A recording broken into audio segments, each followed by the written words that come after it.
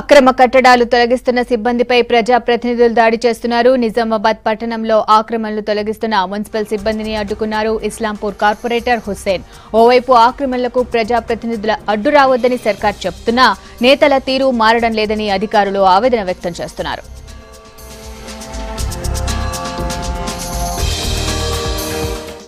లో ఉన్న కెనాల్ను ఆక్రమించి ప్రజలకు ఇబ్బంది కలిగే విధంగా ఒక యజమాని చేయడం జరిగింది.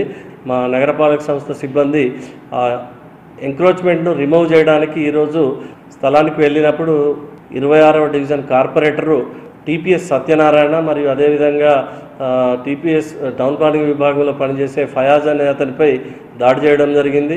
వారు డైరెక్ట్గా పోలీసు విభాగంలో కూడా కంప్లైంట్ చేయడం జరిగింది. డివిజన్ నంబర్ 10లో డ్రైన్ ఎంక్రోచ్మెంట్ తర్వాత కెనాల్ ఎంక్రోచ్మెంట్ ఉన్నది. అది తీయడానికి మేము స్పాట్ మీదకి జేసీబీ తీసుకొని వెళ్ళినాము.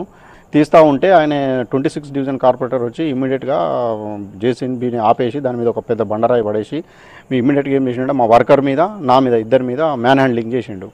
ఇచ్చేసి అక్కడ నుంచి అందరిని బెదిరించి అందరిని అక్కడ నుండి పంపించేసిండు. మేము ఇమ్మీడియట్గా పోయి దాంతో స్టేషన్లో కంప్లైంట్ ఇట్లా చేసి వచ్చేసాం. కాబట్టి ఇటువంటి ఇష్యూస్లల్లో ప్రజాప్రతినిధులు మాకు కోఆపరేషన్ చేసి మాతో ఏదైనా ఉంటే సామరస్యం కూర్చొని మాట్లాడి ఇట్లా కాదు ఇట్లా చేస్తామంటే మేము డెఫినెట్గా కోఆపరేట్ చేస్తాము.